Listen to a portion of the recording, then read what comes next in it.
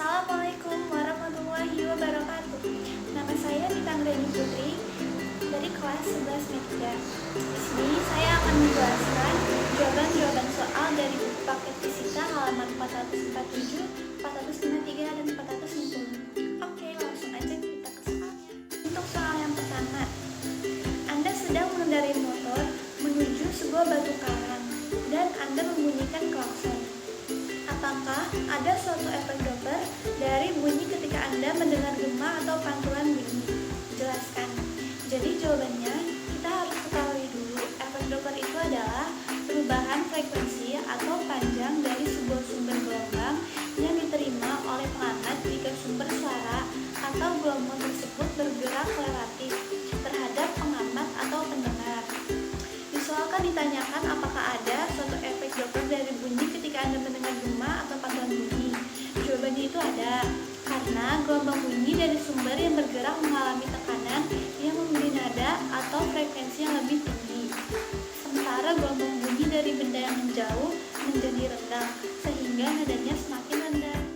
Soal yang kedua, bagaimana cara mengandalkan cepat lambat gelombang transversal dalam senar terentang?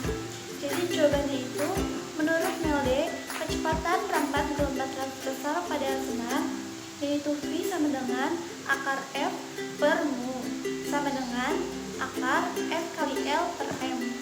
Terlihat kecepatan rambat gelombang berbanding lurus dengan akar gaya tegangan tali berbanding terbalik dengan massa jenis linear tali. Agar kecepatan rambat berlipat, maka beri gaya tegangan 4 kali semula atau 4P dan gunakan tali dengan massa jenis linear yang lebih kecil 1/4 kali semula atau 1/4 mu. Untuk soal yang ketiga, bagaimana cara menghasilkan frekuensi nada dasar yang lebih rendah pada gitar? Jadi jawabannya, persamaan F nada dasar pada gitar yaitu F sama dengan V per tanda sama dengan V per 2L. F sama dengan 1/2L akar F per mu sama dengan 1/2L akar F per rho A.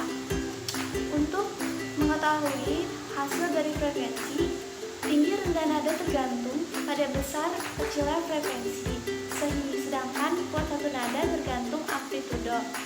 Jika ingin menghasilkan nada yang lebih rendah pada gitar, maka memperendah amplitudonya.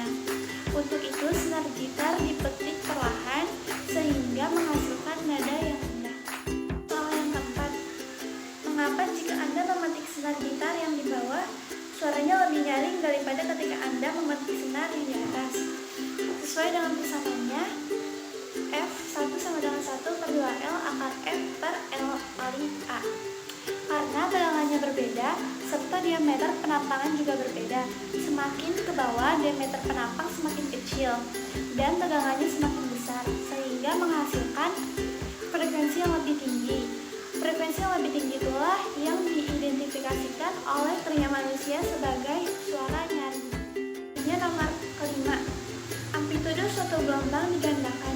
Jika tidak ada hendaman energi, bagaimana pengaruhnya terhadap aliran energi gelombang?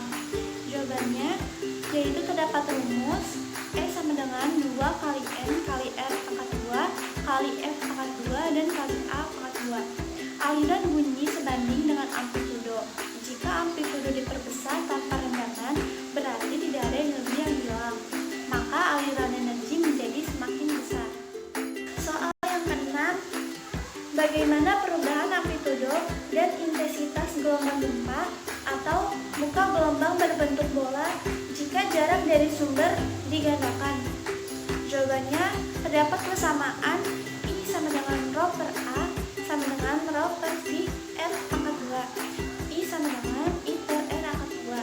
Jika jarak dari sumber digandakan, maka intensitas bunyi semakin kecil, atau yang sering kita sebut semakin bunyi yang tidak jelas didengar, sedangkan amplitudo tetap.